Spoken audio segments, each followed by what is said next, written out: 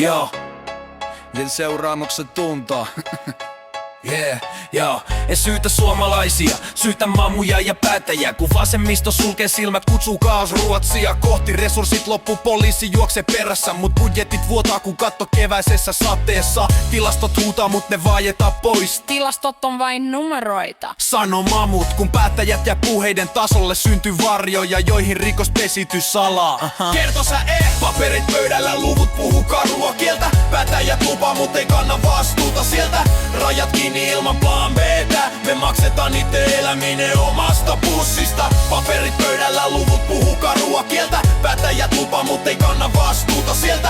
Rajat kiinni ilman plan B:tä. Me maksetaan niitten eläminen omasta pussista. Turvallisuus ei oo mustia ukkoja kadulla. Se on arki kun voi kulkea kadulla ilman pelkoa. Jos rajat pettää, se pettää meitä kaikkia. Ja auta huutaa moraalia, jos teot on tyhjiä. Rajatonta hyvää tahto myydä kun ratkaisua. Mut ilman kuria se muuttuu vastuuttomuudeksi. Valvonta, kotoutus, seuraamukset kuntoon. Muuten jätetään naapurit maksamaan lahtoon.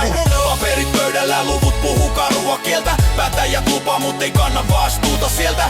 Rajat kiinni ilman plan B:tä. Me maksetaan niitten eläminen omasta pussista. Mapa kenttäsika sanoo, sen suoraan ei kierrä. Suomi ilman mamuja kehittää enemmän kuin tuhoa. Puukot heiluu kadulla, seuraavaksi pommit räjähtelee ja uusia suomalaisia kuolee. Päätökset ei synny tyhjästä, ne muodostuu terrorismista. Kun vastu puuttuu ja seuraukset on mitättömät. Tää on viimeinen varoitus, tää on huoli ja vaatimus. Tehkää työnne kunnolla, se on ainoa vaatimus.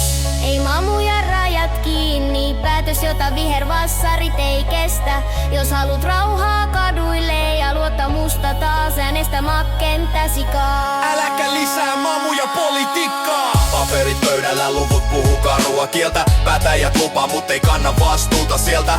Rajat kiinni ilman plan B:tä. Me maksetaan niitten eläminen omasta pussista.